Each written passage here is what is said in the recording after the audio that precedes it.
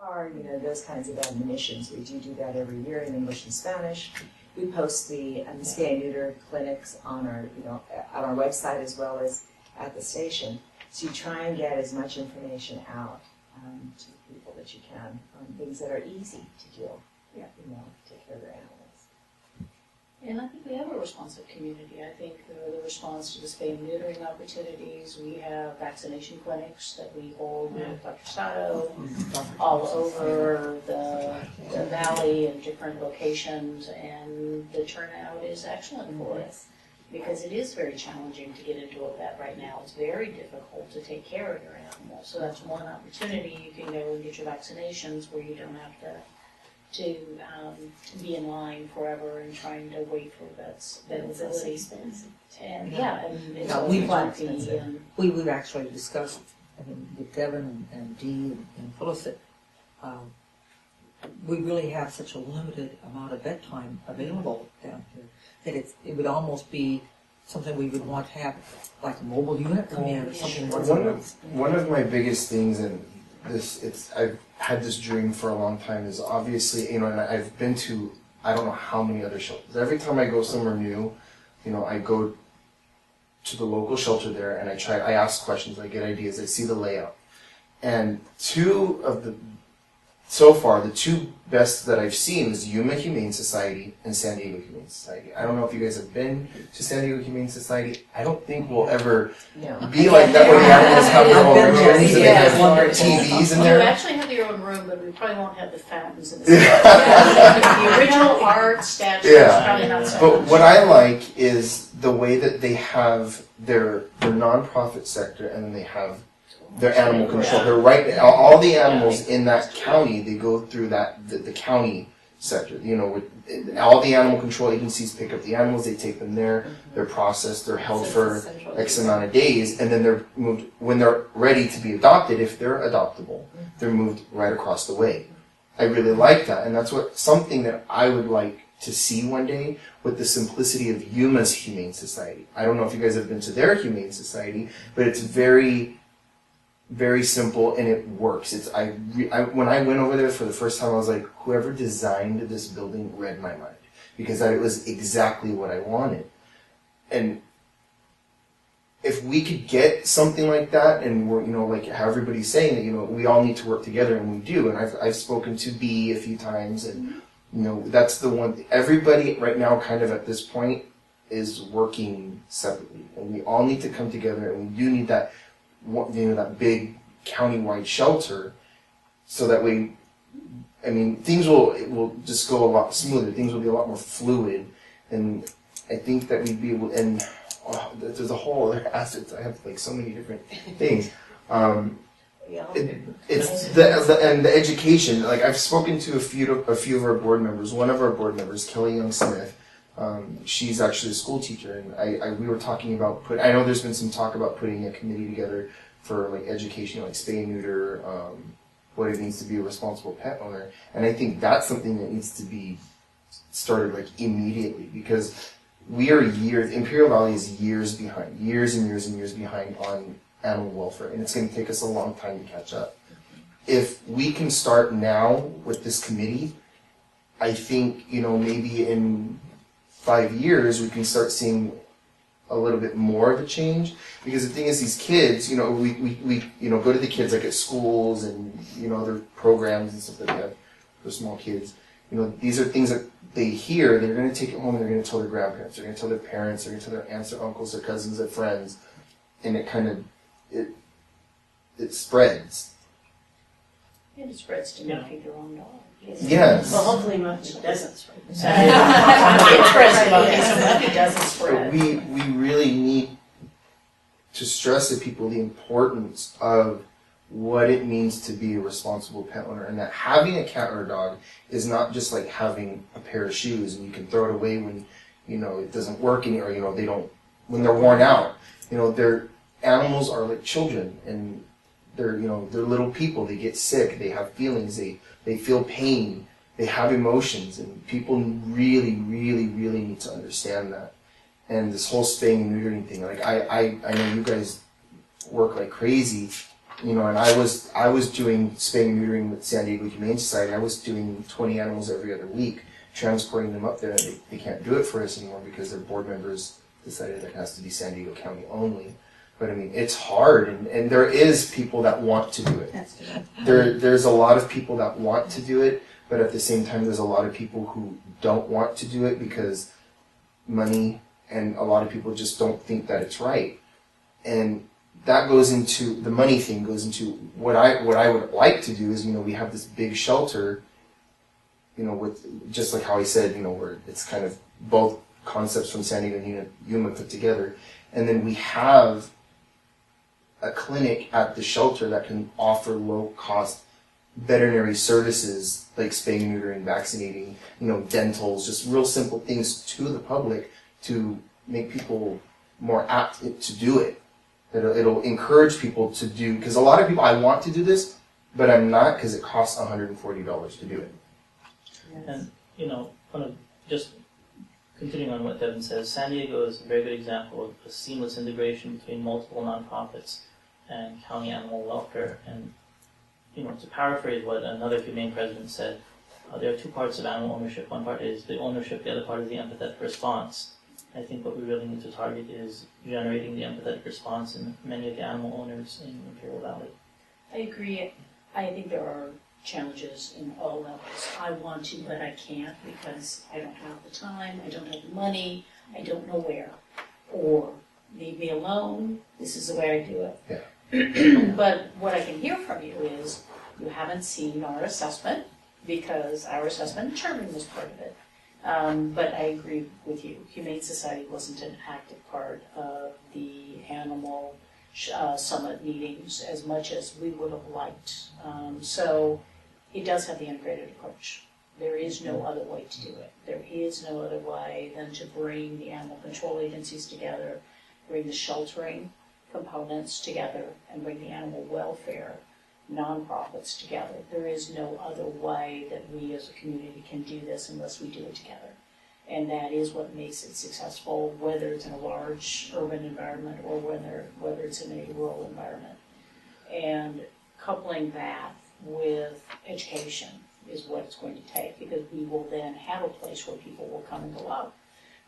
It all kind of feeds, and it has to kind of all happen at the same time. It's very challenging to do double duty. But for me in the stories, because I think we are talking about our issues, because for me the stories highlighting what's being done, highlighting SANS, I don't think enough people know, highlighting the changes in Humane Society, what they're actually doing, because I don't think people know. I think they look at the Humane Society someplace they kind of go, and maybe when they want a puppy or a kitten or something cute, that's where they'll go, and they don't know, or that's where I take my animal. Well, I can absolve myself from guilt if I take my animal that's no longer cute to the Humane Society, because there's this, you know, opportunity and I'm, you know, kind of off the hook. I think highlighting what is happening and maybe looking at animal controls, but that's hardly interesting usually in the story, but looking at what's happening. But maybe by the third article, we can help you put together where we need to go as a community. We need to showcase the assessment that's already been Yeah. done. I mean, I've been in government for 16 years, and the needs assessment that was completed by Animal Arts was the most comprehensive, well-written, practical. I mean, we can do that. The solutions that they provided for this continuum of care from birth to death, adoption, all aspects contained within that study. And it's infinitely doable within our community. We just need to get moving. And so, I've I've Yeah. provided it to Document. I've Did you provided guys it get to a the copy Humane of it? Society. No. Veronica Henderson I has know a that. She copy. does. I know that I I gave a gave it copy to to Charlene. What was that? I know I've given it to Charlene, Okay. but I can give you another one. I'll send it over with maps, and I'll get you one as well. Yeah, the Yeah. Humane Society is happy to How cooperate with did any they give an estimate on how much it would cost? Oh, we have a high, we have a low. Oh, okay. We have Because- kind of options. And that's another thing. Having that shelter, I mean, is a dream of mine, as I'm sure as it is to everybody else. But that's the one thing that I've been thinking a lot about is, once we get it, how will we keep it running? And I think That's addressed in the study as well. I think Ongoing operations, yeah. when people, I'm hoping that when people see that there's something bigger and better, people are going to want to be part of that. Because one of our biggest problems is that people don't want to help the Humane Society because of, I don't want to invest money into the shelter because of the way that it looks. It's very old, it's run down, it's falling apart. And people don't want to invest money into something that's falling apart.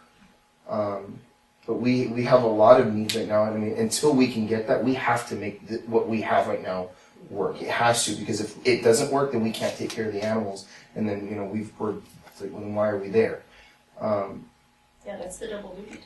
It's a very hard period of time to move the community perception forward, to move the operational necessities forward, at the same time of keeping that which exists shored up. It's a tough time, but it's necessary. You don't make any progress without doing both. Yeah. And so that's the place we are. So that's kind of, I'm hoping, I'm glad you called the meeting. I think it's great, and I'm glad that we can have a forum to start highlighting what's really happening in our community, the good work that is being done by many nonprofit people who have dedicated their time and come together, and what is actually out there. Because I think a lot of people don't know. They don't know what SANS can do for them. They may not have gotten the cards. They don't know the breadth of services Humane Society has taken on. So I think highlighting all of that and starting in some sort of a positive sense. If you want some tragedies, we have tragedies. We have plenty of tragedies. We have tragedies. We have, and for me, the biggest tragedy is always those that are trying to do good. I winced a little bit when you said somebody adopted 10. I winced because it's very challenging to do that. Multiple animals and people wanting to do good and knowing that there are so few resources that they overextend themselves, which is where the Lulabells come, which is where we end up seizing 52 Rottweilers because you cannot take care of 52 Rottweilers. This is when Pediatricians end up with 30 cats in the backyard. Say what, sorry? That's where pediatricians end up with 30 cats in the backyard. Exactly, exactly. And so I think that's one of the underreported. We do talk about the individuals that don't have an empathy for animals and really shouldn't be owning animals, and the abuse or the neglect that comes in that. But there is a significant number of people in our community that are trying to do good, and they are over their head and trying to do good, and we have to offer them some help, and we have to offer them some boundaries to help them so that they can do good, because it does get very, very challenging. If I can interject here, we've addressed education, but one form of education is stopping these people from getting pets that they really don't know what they're getting into. We're dealing with education here as far as how we make people aware of what we have right now, but we can also stop some of the flow of the animals that you're getting into the Humane Society by just educating the people on breed-specific characteristics. Tomorrow I have a consultant, somebody with a pit bull that's 3 years old and is getting aggressive towards the family. Well, the time to train the dog was earlier. Plus knowing what you're getting into. I had one last week with a bull terrier, 7 months old, aggressive, living in a little apartment with a mother and 3 kids. You know, think about what you're getting before you get into it. Making people aware. I just trained an Akita, the puppy, this morning. Unfortunately, we start with a little puppy because Akitas get to be really big dogs, and they can be a handful. So part of it is the education part of letting people know that before you get this dog, do some research. We have an old English sheepdog. People see the old English sheepdog, the first response is, "Oh, I'd love to have a dog like that." Well, it takes 2.5 hours to groom the dog, to bathe, blow dry, and brush it out. So you need to stop and think about that before you get the dog. And part of it, again, is education. I used to do a great tag team with one of the vets at El Central Animal Clinic, where we would bring the clients in and we'd sit there and I'd talk training, we'd talk vaccination and feeding, I'd talk behavior, and we just bounce back and forth. You know, I think, and IVPress, as a dog trainer, I've stopped putting ads in with pictures because I had too many people come coming out from my group dog obedience classes. And to me, a comfortable size is 12 to 15. I had twice where they ran articles with pictures, and I had 50 to 55 people show up and train the dogs. And I finished, and I got home, my wife said I looked like I'd been run over by a truck. I felt like it too. So you do have a good audience, and when you put a picture of a dog in there, it attracts people. And in the Trail Valley Kennel Club, we've done responsible dog ownership at the Ivy Mall and had a good turnout. But if you run an article with a picture of the dog and say we're having a responsible dog ownership day where we're going to have breeds there for you to take a look at, and we'll have people on hand that are familiar with the different breeds to help educate you before you make that decision and get something that you're not able to handle and it ends up in the Humane Society. I was talking with Devin before we started, and he said that I talked with Charlene a few years ago, and she said the majority, and I felt the majority of dogs you get in the Humane Society are there because of behavioral issues. Well, now I guess it's because people don't know what they're getting into, and they get a lab, and they don't realize the lab have really high energy, and you're going to train them when they're young, otherwise you're going to be outclassed with your dog.